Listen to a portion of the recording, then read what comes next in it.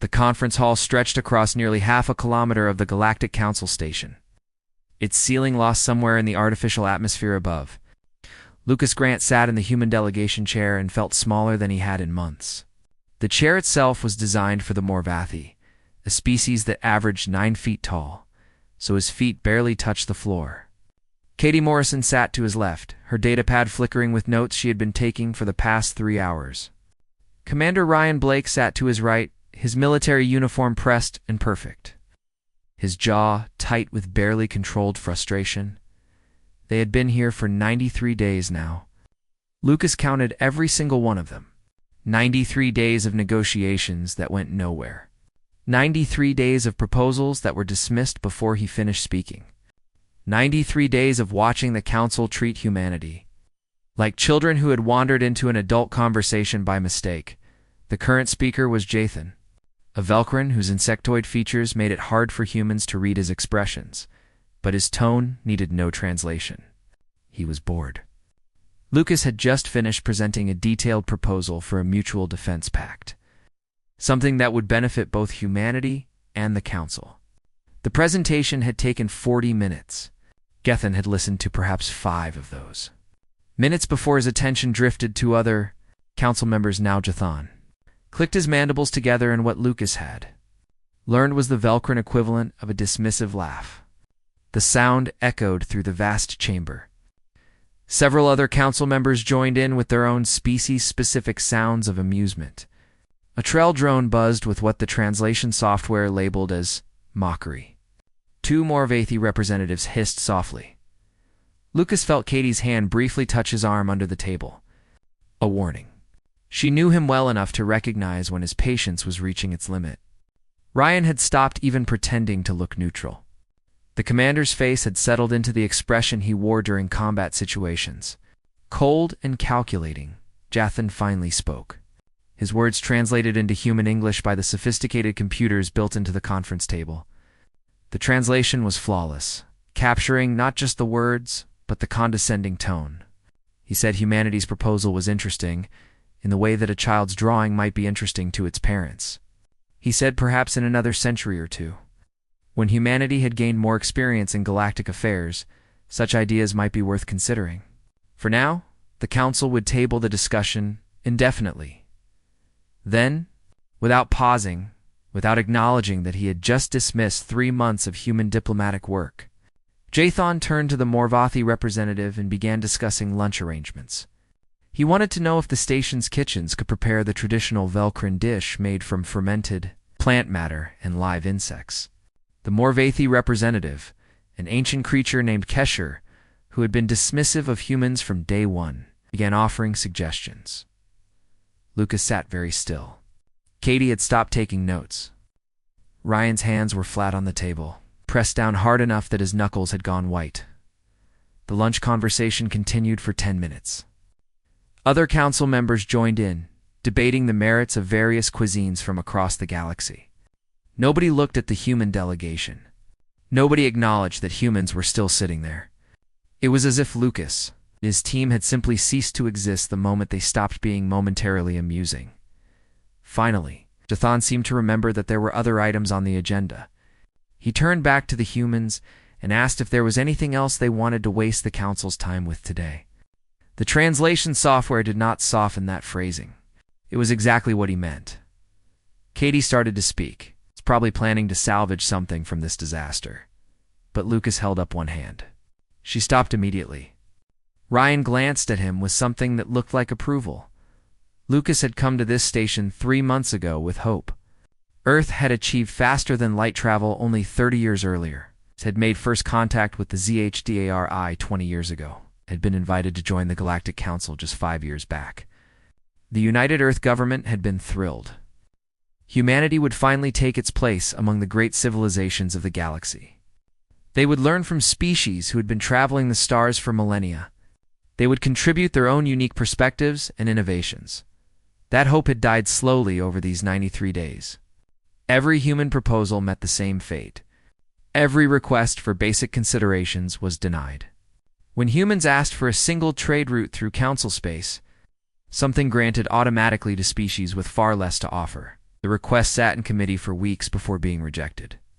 When humans offered to share their fusion reactor technology that was generations ahead of what most council species used, they were told that humanity's probationary status meant such offerings were expected, not negotiated, but the council had no problem making demands. They wanted humanity's jump drive technology, the innovation that had allowed humans to cross vast distances in days rather than months. They wanted access to Earth's medical nanobots, microscopic machines that could cure diseases the Council's best doctors still struggled with. They wanted the agricultural techniques that had turned Mars from a dead rock into a breadbasket. In 50 years, they wanted everything humanity had to offer. But they offered nothing in return except the privilege of being in their presence. Lucas stood up slowly. The movement caught Jathan's attention. The Velcrin's multifaceted eyes focused on the human ambassador with what might have been curiosity or might have been irritation. It was hard to tell with insects. The entire chamber gradually fell silent as other council members noticed that the human was standing. This was unusual. Humans were supposed to wait to be dismissed. They were supposed to gather their materials and leave quietly when the session ended. Standing up in the middle of proceedings was simply not done by junior members. Lucas took a breath and spoke in a clear, calm voice that the translation systems carried to every corner of the massive room.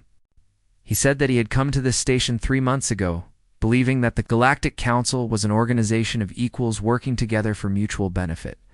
He had been wrong. The Council was not interested in partnership with humanity. The Council was interested in extracting value from humans while giving nothing in return. The Council treated humanity not as equals, but as subjects, and humanity did not do subjugation. Therefore, Lucas continued in that same level tone. The United Earth government was officially withdrawing from all negotiations with the Galactic Council. Humanity would not be returning to these discussions. Earth wished the Council well and hoped that one day in the future, when the Council was ready to treat humans as equals rather than as resources to be exploited, contact could be re-established. Until then, humanity would focus its efforts elsewhere. Katie was already packing up her datapads. Ryan stood smoothly, his hand automatically checking that his sidearm was secured. Not a threat, just habit. The 3 humans gathered their materials with quiet efficiency. Jathan seemed frozen for a moment, as if unable to process what had just happened. Then he began to laugh, that same clicking mandible sound that had dismissed Lucas's presentation earlier. Other council members joined in. The laughter followed the human delegation as they walked toward the exit. Behind them, Lucas heard Kesher's translated voice saying that humans would be back within a week. The Morvathi sounded certain. He said humans needed the council far more than the council needed humans. He said this was just a tantrum, the kind of emotional outburst one expected from such a young species. The laughter continued until the doors closed behind them. In the corridor outside, Katie let out a long breath. Ryan allowed himself a small smile. Lucas felt the weight of 3 months lift from his shoulders. They had work to do. Earth needed to know that humanity's time in the Galactic Council was over. The future would be different than they had planned. But at least it would be a future where humans stood on their own feet rather than kneeling at someone else's table. The walk to their shuttle felt longer than usual. But Lucas did not look back once. President Helen Carter stood before the United Earth Government Assembly in Geneva and watched the faces of the representatives from every nation and colony. The chamber was packed beyond capacity. People stood along the walls. The gallery above held more observers than it was designed for. Everyone wanted to hear what Earth's response would be to the Council's treatment of their diplomatic mission. Helen had spent the last week in constant meetings with her advisors. The Director of Commerce, Paul Sanders, had presented economic projections. Fleet Admiral Claire Hughes had briefed her on military readiness.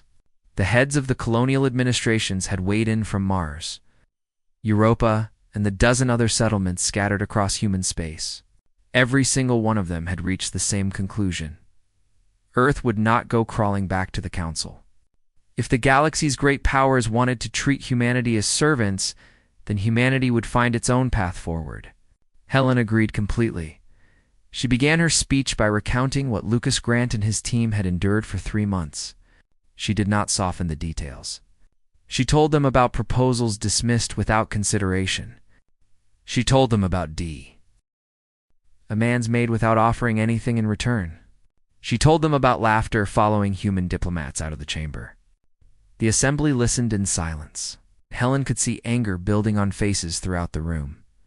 Then she shifted to the future. She said Earth would be focusing its efforts on building relationships with independent species. Quaid never joined the council. The ZHDARI had already extended offers of friendship. Several smaller civilizations had reached out in the weeks since humanity's departure from the council station. There was an entire galaxy beyond the council's borders, and humanity would thrive there. The vote was called. The resolution was simple in its language, but profound in its implications. Earth would cease all diplomatic contact with the Galactic Council until such time as the Council demonstrated willingness to negotiate in good faith. Earth would redirect its trade and resources to partners who valued mutual benefit over exploitation. The resolution passed with only 3 dissenting votes out of nearly 500 representatives. Paul Sanders went to work immediately. Within 48 hours, directives went out to every human merchant vessel and trading post. The instructions were clear and left no room for interpretation. All contracts with council species were to be completed if already in progress but not renewed. No new agreements were to be signed. Human ships would avoid council ports unless absolutely necessary for safety reasons. On the colony world of New Seattle, Jake Peterson received the directive in his office overlooking the main spaceport. He ran one of the largest shipping companies in human space, with contracts stretching across a dozen sectors. 3 of his biggest clients were Velcrin corporations. The contracts were worth millions, and they had another 8 months to run. Jake read the directive twice, then called his operations manager and told her to begin winding down the Velcrin routes. When she asked if he was sure, he said absolutely. Earth had made its decision. His company would support it without hesitation. Similar scenes played out across human civilization. On Pegasus 9, a mining station in the asteroid belt of a distant system, Supervisor Linda Hayes canceled shipments to Morvathi refineries. The Morvathi had been buying human-extracted rare minerals at prices below market value, but they were reliable customers. Linda had built relationships with the Morvathi purchasing agents over 3 years. She sent them polite messages, explaining that her company would no longer be able to fulfill their orders. The responses she got back were confused and then angry. She deleted them without reading past the first few lines. The economic impact on human civilization was real, but manageable. Council species had been good customers, but they were not the only customers. The independent species eagerly filled the gap.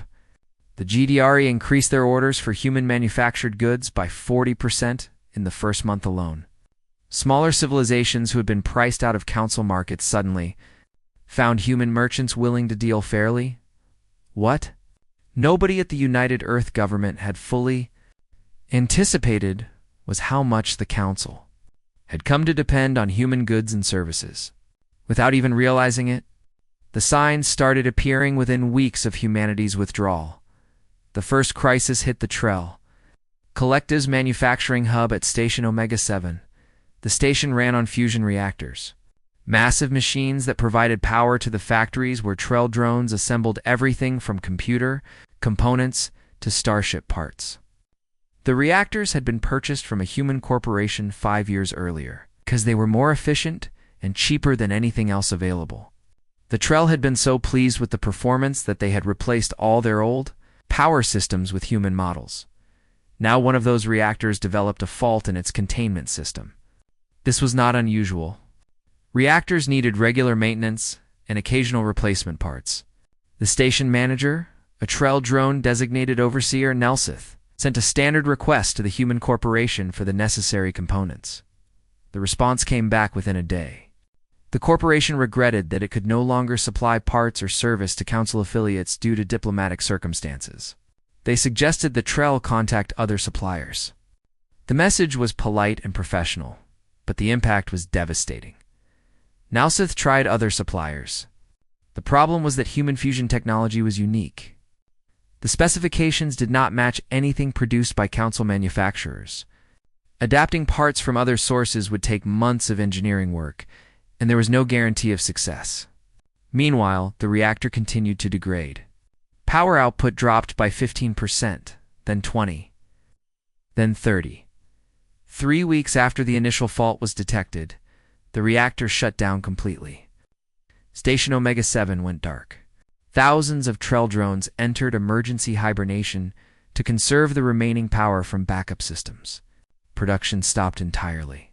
The collective's manufacturing output, which supplied components to half the Council's technology sector, dropped to zero. Nalseth sent increasingly desperate messages to Earth. All of them went unanswered. The United Earth government had been very clear in its directive. No contact with Council affiliates meant exactly that. On the Morvathi colony world of Saros Prime, a different kind of crisis was developing. A plague had broken out in the southern continent, a viral infection that attacked the respiratory system. It was not a new disease. The Morvathi had dealt with periodic outbreaks for centuries using their traditional medicines and quarantine procedures. But 5 years ago, human medical teams had introduced antiviral treatments that were dramatically more effective than anything in the Morvathi medical archives. The treatments used nanobots, microscopic machines that could identify and destroy viral particles with precision. The biological immune systems could not match. The drugs had become standard issue in Morvathi, hospitals across 3 sectors. Now the hospitals on Saros Prime sent requests for emergency shipments of the antivirals. The plague was spreading faster than expected, and local supplies were running low. The requests went to human, pharmaceutical companies that had been reliable suppliers for years. Every single request was denied. The companies cited the same diplomatic circumstances. They expressed sympathy for the situation, but explained that their hands were tied by government policy. They could not help. The Morvathi doctors tried using their old medicines. The treatments worked, but slowly and with significant side effects. Patients who would have recovered in days with human antivirals now took weeks. Some did not recover at all. The death toll began to climb. Governor Kesher, the same Morvathi who had laughed at Lucas Grant just weeks earlier, watched reports coming in from hospitals and felt something he had not experienced in his long life. He felt helpless, and he knew exactly who was responsible. Not the humans, but the council that had driven them away. The economic tremors spread outward like ripples in a pond. Velkrin Chief Economic Advisor Ziktar had been watching the situation develop with growing alarm. He had access to data that most council members never bothered to examine. The numbers told a story that terrified him. Human shipping companies had been moving 60% of all cargo through the western sectors. With those ships gone, the remaining carriers could not handle the volume. Transit times tripled. Shipping costs doubled, then tripled as well. Smaller species who depended on imported food and medicine found themselves unable to afford the inflated prices. On 6 different worlds, riots broke out. Hungry people took to the streets demanding their governments do something. Some blamed the humans for abandoning them. Others blamed the council for driving the humans away. The protests turned violent in 3 locations. Police forces struggled to maintain order. Ziktar compiled his data into a comprehensive report and presented it to Speaker Jethan. The report showed that if human trade did not resume within 3 months, the resulting economic damage would trigger a depression that would last for decades. Smaller civilizations would collapse entirely. Even powerful species like the Velkrons would suffer significant harm. Gathon read the report and dismissed it. He told Ziktar that the Economist was overreacting. There were thousands of species in the galaxy. Someone would fill the gaps humans had left. The markets would adjust. Everything would stabilize. Ziktar wanted to argue, but he had worked with Jethan long enough to know when the speaker had made up his mind. He left the office and returned to his own workspace, where he began updating his projections. The numbers kept getting worse. Meanwhile, humanity thrived. Without the distraction of council politics, human scientists and engineers focused on solving problems that mattered to their own civilization. New colonies were established. Trade with independent species flourished. The Ziachidari proposed a joint exploration mission to map unknown sectors. Human shipyards worked at capacity building vessels for an expanding merchant fleet. Senator Greg Matthews stood in the UEG Senate and proposed a massive infrastructure bill to support colonial development. The funding that had been earmarked for council, diplomatic efforts was redirected to building new settlements and improving existing ones. The bill passed easily. Earth had plenty of resources when it was not trying to appease ungrateful council members. Lucas Grant watched all of this from his office in Geneva and felt satisfaction. He had walked a walk. Why from the council? Because staying would have required humanity to accept a subordinate position. Now Earth was proving that it did not need the council's approval to succeed. The galaxy was learning a lesson it should have understood from the start. Humans would be partners, or they would be nothing. But they would never be subjects. 3 months had passed since Lucas Grant walked out of the council chamber, and the galaxy was unraveling in ways that nobody had predicted. Ziktar sat in his office on the council station and stared at the latest reports with growing dread. His earlier projections had been optimistic compared to the reality now unfolding across. Council space. Station Omega-7 was still dark. The Trell Collective had tried everything to bring the fusion reactor back online. They had flown in engineers from 3 different species. They had attempted to retrofit parts from older reactor designs. Nothing worked. The human technology was simply too advanced and too specialized for anyone else to repair. 7,000 Trell drones had died when their hibernation pods failed due to insufficient backup power. Hive Prime Nalsith had stopped sending reports entirely. The silence from Omega-7 was more disturbing than the desperate messages had been. The plague on Saros. Prime had killed 12,000 Morvathi before finally burning itself out. Governor Kesher had filed formal complaints with the council, but his anger was not directed at humanity. He blamed Speaker Jethan and the council leadership for creating the situation that had driven humans away. The governor's reports were bitter and detailed, listing every patient who had died because human antivirals were not available. The medical staff on Saros Prime had done their best with traditional medicines, but their best had not been good enough.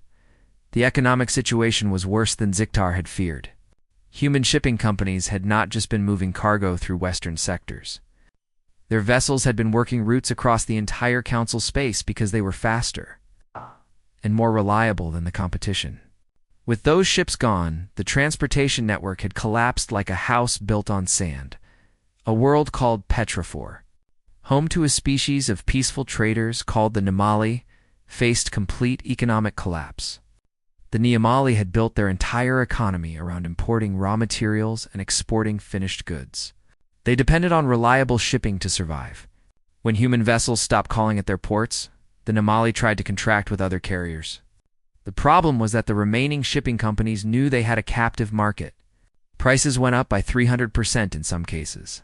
The Nimali could not afford the new rates. Their factories shut down. Unemployment reached 60%. The planetary government sent desperate pleas to the council, asking for assistance. The council offered sympathy, but no actual help. Council resources were stretched thin, dealing with crises on a dozen other worlds. Riots had spread from 6 worlds to 15. On a mining colony called Vectis 9, protesters stormed the government complex and forced the administrator to flee. The mob was angry about food shortages caused by shipping delays. Supply ships that used to arrive every 2 weeks were now showing up once a month, if at all. Prices had skyrocketed. People were hungry and scared. They wanted someone to blame. The council sent peacekeeping forces to restore order on the worst affected worlds. The intervention stopped the violence but did nothing to solve the underlying problems. You could not shoot your way out of an economic depression, Ziktar updated his projections for the 5th time, and the numbers made him feel physically ill. If current trends continued, 17 major colonies would face severe resource shortages within 2 months. 9 worlds would experience famine. The financial markets were in freefall as investors realized the scope of the crisis. 3 major banking institutions had already collapsed. More would follow. He took his report to Speaker Jathan again, and this time he did not hold back. He told the Velkran leader that the council was facing an existential crisis. The economic damage was approaching a point of no return. If humanity did not resume trade within the next 3 months, the resulting depression would last for generations. Entire civilizations would collapse. The council itself might not survive the chaos. Jethan listened to the entire presentation without interrupting. When Ziktar finished, the speaker was silent for a long moment. Then he said something that shocked the economist. He said Ziktar was right. The situation was catastrophic, and it was the council's own fault. The admission came too late to prevent the damage, but it was a start. Jathan called for an emergency session of the full council. The meeting was scheduled for the following week, and attendance was mandatory. Every species would send representatives. Every voice would be heard. The council needed to decide how to respond to the crisis they had created. While the council scrambled to address the disasters spreading across their territory, humanity continued to thrive. The contrast was stark, and it did not go unnoticed. Independent species who had maintained good relationships with Earth were doing better than they had in decades, Ambassador. Krialan of the Jidari addressed the galactic community through an open transmission that reached every corner of known space. The ZHDAR are a feline species who had never joined the council because they valued independence over the supposed benefits of membership. Krialan had been warning other species for years that the council treated smaller civilizations poorly. Now she had proof. Her speech was diplomatic in language, but devastating in content. She pointed out that humanity had offered partnership and been given contempt. The council had dismissed human innovations while demanding access to human technology. They had treated Earth's diplomats like servants and expected humans to be grateful for the privilege of abuse. Now the council was reaping exactly what it had sowed. Krialan went further. She noted that the independent species trading with humanity were experiencing economic growth while council members faced depression. She observed that human medical ships were providing aid to non-council worlds at cost, while council members went without. She suggested that perhaps the problem was not humanity's youth, but the council's arrogance. The transmission was watched by billions across the galaxy. On many worlds, people began asking their governments why they remained in a council that treated them so poorly.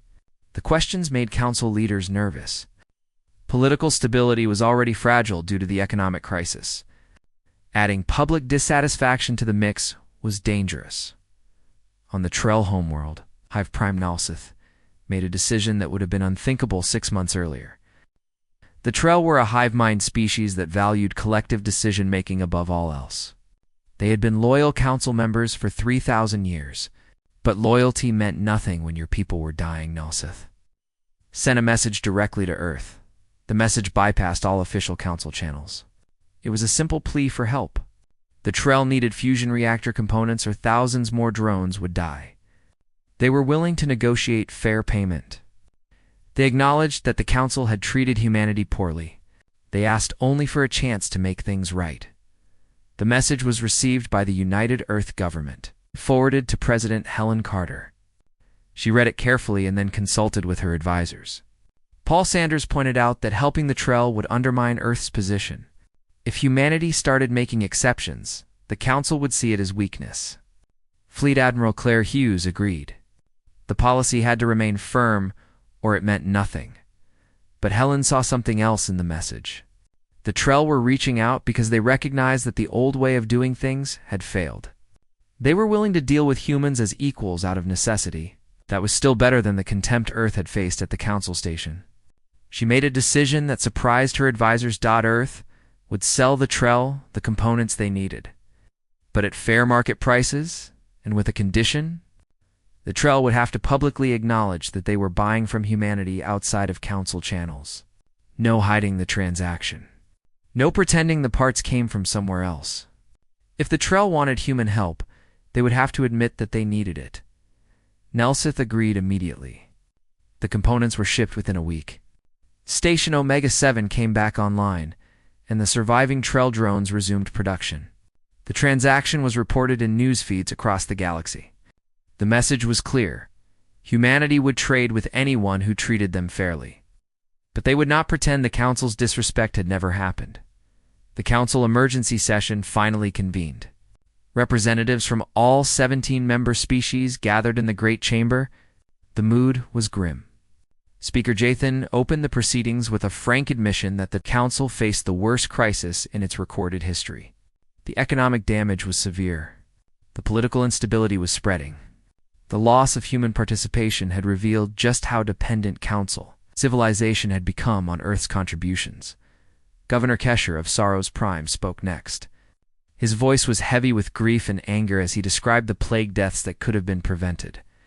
He did not mince words. He said the council's arrogance had killed his people. He said that Speaker Jathan and others who had laughed at humanity should be ashamed. He said the council needed to beg Earth for forgiveness and hope that humans were more merciful than the council had been. Hi Frime, Nelsith reported on the Trell's direct dealings with humanity. He explained that Earth had been willing to help, but only on terms of mutual respect. He said the Trell had learned a valuable lesson. Pride was worthless when your civilization was dying. The hive mind had no use for ego or face-saving. Survival mattered, and humanity offered survival. Other representatives shared similar stories. World after world reported economic damage. Species after species admitted that they had underestimated how much they relied on human goods and services. The pattern was undeniable. The council had taken humanity for granted, and now they were paying the price. Ziktar presented his latest economic analysis. The conclusion was stark and unavoidable. The council could not force humanity to return through military action. Earth's navy was smaller than the combined council fleets.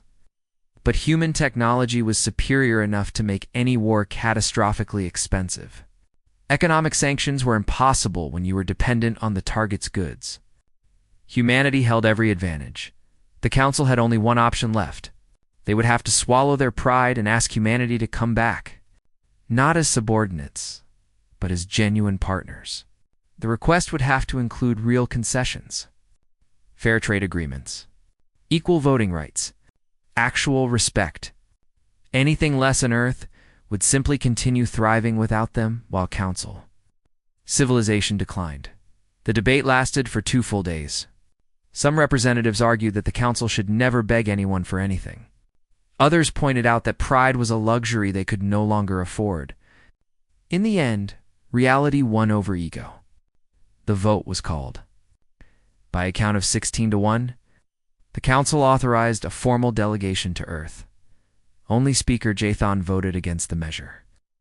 But even he knew it was necessary. The Velcrin's wings drooped in defeat as he cast his vote. The delegation was chosen with extreme care because everyone knew this was the SKO's last chance to fix what they had broken. Ziktar would lead the mission because he understood the economic realities better than anyone else, and because he had been one of the few council members who had warned about the crisis before it spiraled out of control. Governor Kesher insisted on being included despite his advanced age because he wanted to look the humans in the eye and tell them what the council's arrogance had cost his world. Hive Prime Nalsith would represent the Trell, collective because they had already dealt directly with humanity and understood what real negotiation looked like. The fourth member of the delegation was not from the council at all. Ambassador Creelin of the ZHDAR volunteered to come along as a mediator. Her people had maintained excellent relations with humanity throughout the entire crisis. She understood human values in ways that council members clearly did not. Creelin had been critical of the council's treatment of Earth from the beginning, and now she offered to help bridge the gap her warnings might have prevented if anyone had listened. The delegation spent 2 weeks traveling to Earth, and they used every moment of that journey to prepare. Creelin tutored them on human culture and psychology. She explained that humans valued respect above almost everything else. They were willing to make sacrifices and accept hardship, but they would not tolerate being treated as inferior. The council had failed to understand this basic fact, and that failure had led to disaster. Ziktar worked on the economic proposals. He calculated fair trade terms that would benefit both humanity and council species equally. He identified technology exchanges that represented genuine mutual value rather than one-sided demands. He prepared financial projections showing how restored trade would lift both human and council economies. The numbers were solid, and they told a story of partnership rather than exploitation. Kesher prepared a formal apology on behalf of the Morvathai people. He wrote it himself rather than delegating the task to aides. The document was personal and painful. It acknowledged every failure and every insult. It named the dead of Sorrow's prime and took responsibility for their deaths. The governor knew that words alone could not undo the damage, but he hoped that honesty might be a start toward healing. Nalseth contributed the Detrell perspective on collective decision-making. The hive mind explained that humans seem to value individual voices even while working toward common goals. This was different from how the Trell operated, but it was not wrong, just different. The council needed to accept that difference rather than dismissing it as primitive or inefficient. The delegation emerged. From faster-than-light travel at the edge of Earth's solar, System Man immediately found themselves surrounded by warships. 12 human naval vessels formed a defensive perimeter around the council ship. The lead vessel was the UES Valiant under the command of Captain Steve Holland. His message was brief and professional.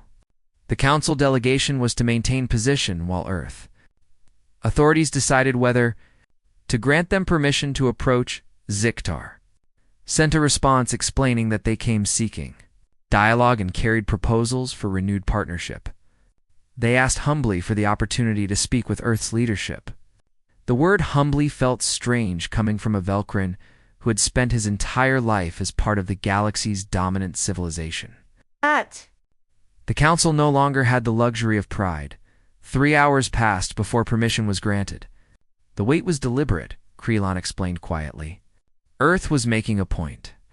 The council had made humans wait for months during negotiations that went nowhere. Now council representatives could experience what it felt like to be kept waiting while others decided their fate. When permission finally came, it included specific instructions. The delegation would not be meeting at the council station on neutral ground. They would come to Earth itself, to Geneva, to the headquarters of the United Earth government. The symbolism was unmistakable. This was human territory now. The council would negotiate on human terms, or not at all. The descent to Earth, Ziktar's first view of the human homeworld. He pressed close to the viewport and stared at the planet below. Blue oceans covered most of the surface. Green and brown continents showed signs of extensive development, but also vast areas of natural wilderness. Cities glittered like jewels scattered across the landscape. Orbital platforms and satellites formed a network of infrastructure that spoke of a civilization, both advanced and organized. Kesher joined him at the viewport. The old Morvathi was silent for a long time before speaking. He said that the council had called this world primitive just months ago. He said they had dismissed humanity as too young and inexperienced to matter. He said that looking at Earth now, seeing the beauty and complexity of human civilization, made those dismissals seem not just wrong but absurdly arrogant. Nalseth's translated voice added that the Trell hive mind had analyzed all available data on human development. In less than 2 centuries since achieving industrial technology, humans had gone from their first airplane to faster-than-light travel. They had colonized multiple worlds and built a thriving interstellar economy. The speed of human progress was unprecedented in recorded galactic history. The Council should have been studying humanity with fascination instead of treating them with contempt. The shuttle landed at a facility near Lake Geneva. The delegation was met by a security detail led by Commander Ryan Blake, now promoted to general. Ryan's greeting was correct and professional, but his expression made it clear that he had not forgotten being laughed at in the council chamber. He escorted the aliens through security checkpoints that were thorough to the point of being intimidating. The message was clear. Earth took security seriously, and visitors would comply with human protocols without complaint. They were taken to a conference room with windows. The view was spectacular. Mountains rose in the distance. The water sparkled in afternoon sunlight. The room itself was comfortable, but not ostentatious. Human furniture had been adapted to accommodate different body types. Showing consideration for alien physiology that the Council had never bothered to show for human needs, Ambassador Lucas Grant entered first, followed by President Helen Carter and 2 advisors. Katie Morrison carried datapads with information on every aspect of human policy. Paul Sanders brought economic projections showing how well Earth was doing without council trade. The humans took their seats across the table from the council delegation. And for a moment, nobody spoke. Ziktar broke the silence. He thanked the humans for agreeing to meet with them. He acknowledged that the council had no right to expect this courtesy after how they had treated Earth's diplomatic mission. He said that the delegation came with proposals for genuine partnership. If humanity was willing to listen, Lucas gestured for him to continue. His expression was neutral, and his tone gave nothing away. He said the United Earth government would hear what the council had to say. Ziktar opened his datapad and began the presentation. He outlined fair trade agreements with balanced tariff structures that benefited both sides equally. He proposed technology exchanges based on mutual value rather than one-sided demands. He showed economic models demonstrating how restored trade would create prosperity across both HFY or labor practices, environmental protection, and corporate behavior. Ziktar initially resisted this demand. He argued that different species had different needs and different cultural approaches to work and commerce. Imposing universal standards would be difficult and might be seen as human values being forced on other civilizations. Lucas countered that exploitation was exploitation regardless of species or culture. If the council wanted access to human markets and human technology, they would need to demonstrate that they valued life and dignity for all beings. The debate went back and forth for hours until Kesher intervened. The old Morvathi said that Lucas was right. The council had allowed terrible practices to continue for too long because addressing them would have been inconvenient for powerful economic interests. The plague on Saros Prime had killed thousands, but preventable deaths from unsafe working conditions and inadequate protections killed far more across council space every year. Nobody talked about those deaths, because acknowledging them would require change. Nelsith added that the Trell Collective would support reasonable standards. The hive mind had no use for exploitation because harming workers reduced overall productivity. Systems that protected and valued labor produced better outcomes for everyone. This was simple logic that the council had somehow failed to grasp. The breakthrough came when Ziktar proposed a compromise. The council would adopt baseline standards that all members must meet. These standards would be based on principles rather than specific implementations, allowing different species to achieve the goals through methods appropriate to their biology and culture. An oversight committee with representatives from all member species would monitor compliance and investigate violations. Humanity would have seats on that committee equal to any other member. Lucas consulted quietly with President Carter and his advisors. After a brief discussion, he accepted the proposal with one addition. The Oversight Committee would include representatives from independent species, as well as council members.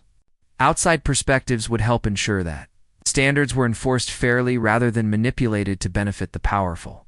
Ziktar agreed. The deal was taking shape. Fair trade agreements, political reforms, protection standards, technology sharing based on mutual benefit, medical aid provided to anyone who needed it. Everything built on a foundation of genuine equality and mutual respect. On the evening of the third day, the document was comprehensive and represented a fundamental restructuring of how the Galactic Council would operate. Ziktar read through the entire agreement one last time and then looked up at the humans across the table. He said that this was not what the council had been when the delegation left to come to Earth. This was something new, something better. If the full council ratified this agreement, it would mark the beginning of a new era in galactic civilization. Lucas asked what Ziktar thought the chances of ratification were. The Velkrin considered the question carefully before responding. He said that 6 months ago, the chances would have been 0. The powerful species would never have accepted limitations on their authority. But the economic crisis had changed everything. The council members were scared and desperate. They had learned that the old ways led to disaster. They would accept these reforms because the alternative was watching there. Civilization collapse. President Carter spoke for the first time in hours. She said that Earth would agree to these terms, but with one final condition. The reforms must be implemented before humanity rejoined the council. Earth would not accept promises of future change. The Council would restructure first, and then humanity would take its seat as a full and equal member of the reformed institution. Ziktar nodded slowly. He said he would take that message back to the Council. He believed they would accept it because they had no real choice. The galaxy had changed, and the Council would change with it, or cease to matter. The delegation returned to Council space and presented the agreement to the full assembly. The debates were fierce. Some species argued against giving up power. Others warned that accepting human demands would set a dangerous precedent. But the economic reports were undeniable. The crisis was worsening every day. Something had to change. The vote was called after 2 weeks of argument. The agreement passed with strong support from species who had suffered most during the crisis. The Trell voted yes, because they understood that survival required adaptation. The Morvathi voted yes because Kesher convinced them that honor meant accepting responsibility for past failures. Even the Velkrans voted yes when Ziktar showed them projections of what would happen if they refused. The Council restructured itself over the following 3 months. New voting procedures were implemented. Committees were reformed with balanced representation. Oversight mechanisms were established. The changes were real and substantial. The galaxy watched with fascination as the ancient institution transformed itself in response to pressure from a species barely 2 centuries old. When the reforms were complete, Ambassador Lucas Grant received a formal invitation to return to the Council chamber. This time, the invitation was different. It addressed him as the representative of a full-member species with all rights and privileges. It promised equal partnership and genuine respect. It acknowledged past failures and committed to better behavior in the future. Lucas traveled back to the Council station 6 months after walking out of it. Katie Morrison and Ryan Blake accompanied him once again. But this time they arrived as honored guests, rather than dismissed supplicants. The reception was completely different from their previous experience. Council members greeted them personally. Accommodations were prepared to human specifications. Every detail showed consideration and respect.